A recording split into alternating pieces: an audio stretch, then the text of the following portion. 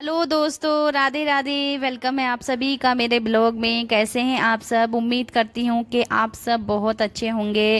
राधे राधे, जय माता दी, जय श्री कृष्णा।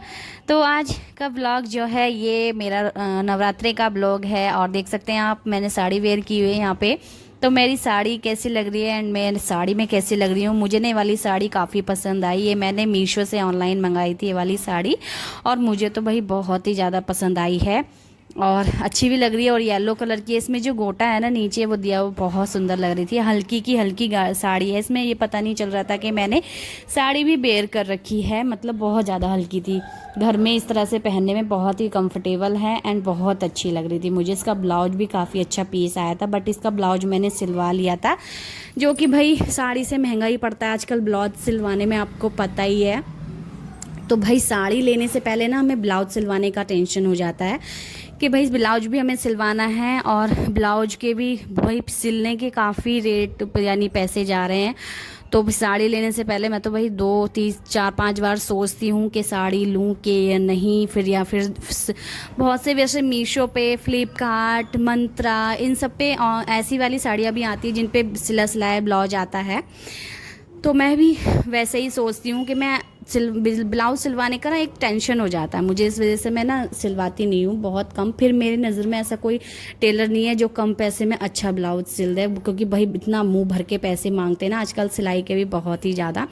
तो मुझे तो सिलवाना बिल्कुल भी पसंद नहीं है ब्लाउज। तो मैं सिलाई ब्लाउज के साथ ही साड़ियाँ वेयर करने की सोच रही हूँ बहुत। तो चलिए वो बात की बात है। फिलहाल यहाँ पे नवरात्रि का है पहला दिन, और आप सभी के साथ ये छोटा सा ब्लॉग में शेयर कर रही हूँ सिर्फ पूजा का।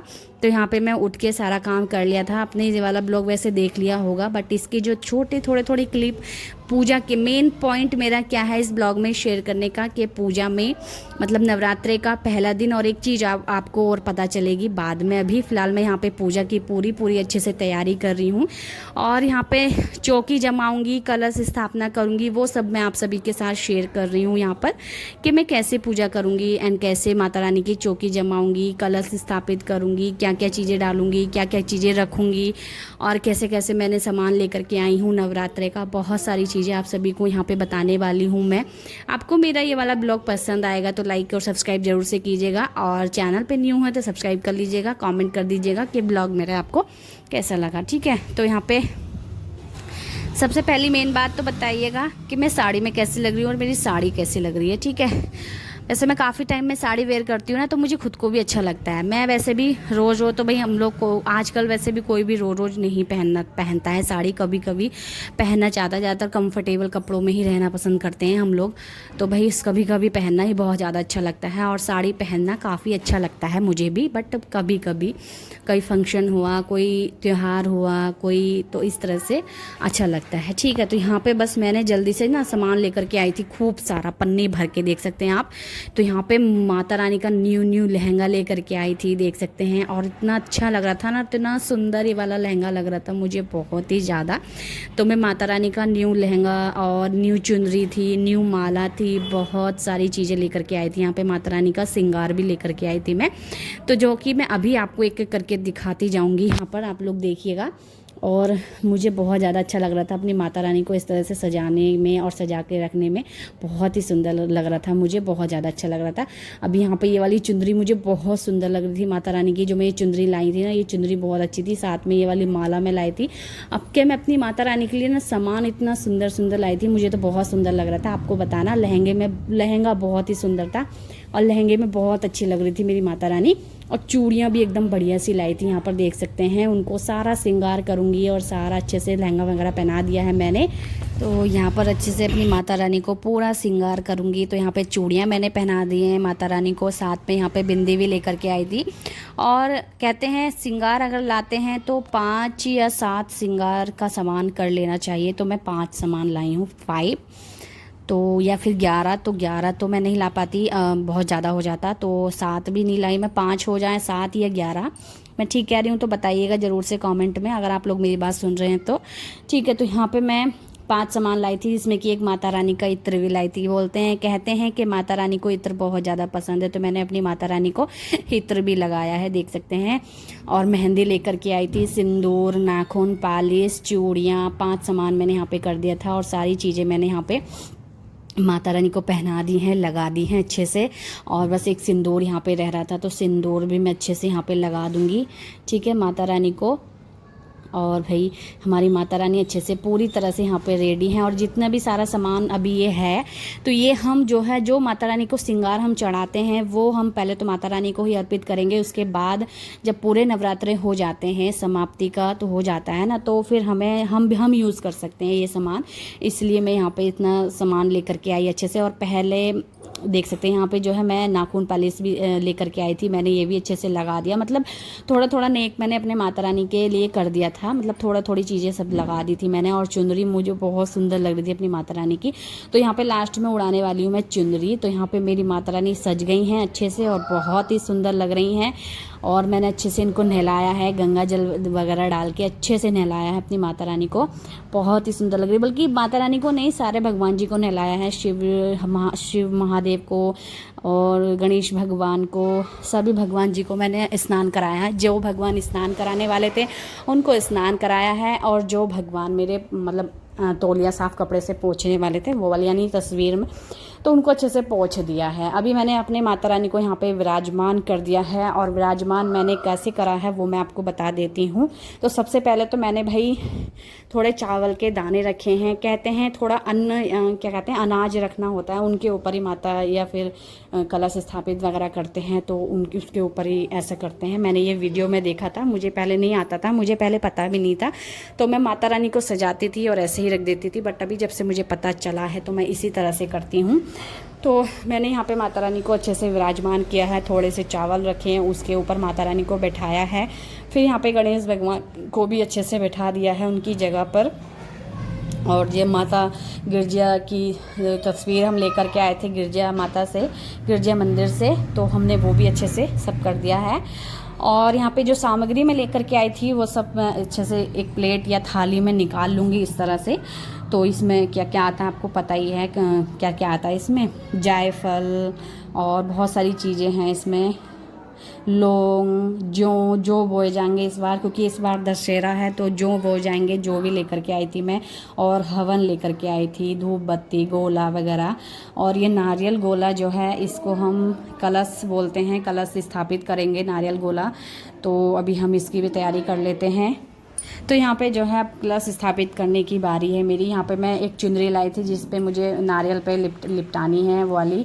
और यहाँ पे लौंग मैं खोल ले रही हूँ, क्योंकि लौंग का इसमें जो चीज़ें डलती हैं कलश के अंदर वो चीज़ें मैं आपको भी बताने वाली हूँ। तो वो सारी तैयारियाँ पहले करके रख लूँगी मैं। और यहाँ पे देख सकते हैं, वैसे डालने को तो बहुत सारी चीज़ें डलती हैं इसमें, बट मैं सिर्फ 5 चीज़ें ही इसमें डालूँगी, ठीक है। तो 5 आप 10 11 भी कर सकते हैं कहने को तो, बट बहुत सारी, क्योंकि हर वीडियो में अलग अलग दिखाते हैं। तो मैंने जो देखी थी 5 चीज़ें आप डाल सकते हैं, जैसे कि एक डालूँगी मैं हल्दी की गांठ, लौंग का जोड़ा, एक होता है ये, ठीक है, और चावल, एक सिक्का, 1 रुपये का सिक्का, थोड़े से चावल और गंगा जल, एक सुपारी थी, सॉरी हाँ सुपारी, उसका नाम भूल रही थी मैं अभी, तो एक सुपारी मैंने डाली थी। तो यहाँ पे थोड़ा सा गंगा जल डाल के, और यहाँ पे ना एक चीज़ मैंने थोड़ी सी गलती कर दी थी, बाकी सब तो मेरा रेडी था, सब सही सही हो गया था। बट यहाँ पे कलावा मुझे पहले बांधना चाहिए था, जब मैंने पानी नॉर्मल पानी डालने से पहले, क्योंकि अभी मैं बांधूंगी कलावा फिर इसको तोड़ूंगी तो भाई पानी छिड़क जाएगा एकदम, मतलब कि भाई कलश गिर जाएगा थोड़ा सा। तो ये चीज़ मुझे पहले करनी चाहिए थी, मुझे ये चीज़ ध्यान नहीं रहा। तो चलिए कोई नहीं, ये होता है कि सारा जल नहीं गिरता है, थोड़ा सा ही गिरता है। तो चलिए कोई बात नहीं, हो जाता है। एंड जब वो ये ना, एक तो मैं बहुत ही मतलब सही उठी थी समय, टाइम से तो खैर सही उठी थी मैं, लेकिन थोड़ा सा कोई ना कोई काम जब भी सही हो रहा हो तो थोड़ा बहुत तो बिगड़ जाता है नहीं। तो यहाँ पे मैंने जो भी बो दिए हैं अच्छे से, और सारी चीज़ें सब कर दिए हैं, अपनी पूजा भी कर ली है, और सब भगवान जी को फूल अर्पित कर दिए हैं, और अच्छे से इनकी पूजा कर ली, सबको तिलक लगा दिया है, कलावा अर्पित कर दिया है, बहुत सारी चीज़ें अच्छे से मैंने कर दी है, ठीक है। यहाँ पे हवन भी कर दिया है और धूप बत्ती वगैरह भी जला रही हूँ यहाँ पर। तो अच्छे से मेरी पूजा हो गई है। और आज के दिन तो भाई बहुत ही सुंदर माता रानी लग रही थी, और मंदिर मेरा बहुत सुंदर लग रहा था। मैं क्या बताऊं, बहुत से लोग बोलते हैं कि आपका किचन में मंदिर है, तो आपको क्या दिक्कत है? किचन में मंदिर है तो मंदिर तो कहीं भी हो, नहीं अच्छा लगता है। किचन में मंदिर होना तो और भी अच्छी बात है। नहीं, किचन भी एक पूजनीय होती है, माता अन्नपूर्णा माता वहाँ पे वास करती हैं। तो फिर आप लोग क्या बोलते हैं ये चीज़? तो फिर मैंने यहाँ पे पूजा कर लिया और पूजा करके मैं आ जाती हूँ सीधा ऊपर सूर्यदेव को जल देने के लिए। तो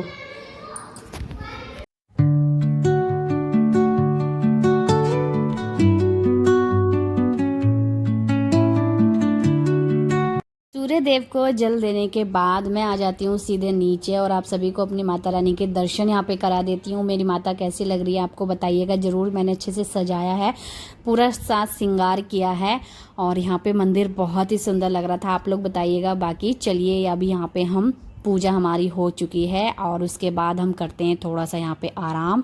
और वैसे भी सुबह जब मैंने बाल धोए थे ना तो बांध के रखे हुए थे, तो कहते हैं गीले बाल बांध के नहीं रखने चाहिए क्योंकि उतरने लगते हैं, फिर कमज़ोर होते हैं वो। तो इसलिए भाई मैं यहाँ पे पंखे में बैठ के थोड़ा आराम मिला। वैसे भी गर्मी बहुत ज़्यादा लग रही थी तो पसीना आ रहा था बार बार। तो भाई यहाँ पे मैंने जो है अपना बाल खोल के बैठी थोड़ी देर के लिए, बाल सुखाए अच्छे से और थोड़ा सा आराम करा मैंने यहाँ पे। सुबह से जब से जगी ना 4 बजे से, मैं 5 बजे से तब से ही मैं काम में लगी हुई थी। फिर मिल रही हूँ सीधा आपको शाम को, क्योंकि सुबह से फास्ट था तो कोई काम करना ना, कोई खाना पीना कुछ नहीं। तो शाम को मिल रही हूँ यहाँ पे, शाम को पूजा कर रही हूँ और शाम को पूजा कर रही हूँ। और जैसे ही आज वैसे भी 22 तारीख है तो 22 तारीख का पहला नवरात्र है और आप सबको पता ही है कि 22 तारीख को जो है यूट्यूब की पेमेंट आ जाती है। तो फ्रेंड्स मुझे जो है खुशखबरी मिलती है कि मेरी पेमेंट आ चुकी है और ये वाली पेमेंट मेरी मतलब आ चुकी है और मैसेज आ जाता है अपने फ़ोन में। और तो मैं फाइनली यहाँ पे अपना जो है मैसेज आ गया था, तो मैं अपने हस्बैंड ने बताया मुझे मेरे कि तुम्हारा जो है यूट्यूब का पेमेंट आ चुका है, तो चलिए निकालने चलते हैं। वैसे भी ज़रूरत थी हमें, तो हम आ जाते हैं एटीएम और एटीएम में हम यहाँ पे निकालने आ जाते हैं क्या बोलते हैं अपनी पेमेंट यूट्यूब की। और नवरात्र के पहले दिन में ही हमने जो है अपनी यूट्यूब की पेमेंट रिसीव की। मुझे बहुत ही ज़्यादा खुशी हुई, माता रानी ने इतनी बड़ी खुशी दी है मुझे। तो नवरात्रे का पहला दिन और यूट्यूब की पेमेंट आ गई है भाई। I am so happy. सुबह से जग के जो सारा काम मैंने किया है उसका फल वाकई में मुझे मिला। तो अब इतनी सारी मेहनत करती हूँ वीडियो बनाने में, तो भाई मेहनत का फल तो मिलना ही है। नहीं, फिर शाम को आके फिर भूख भी लगी थी, पूरे दिन का फास्ट था तो यहाँ पे खाना भी हमने बनाया, यानी कि फास्ट का खाना बनाया।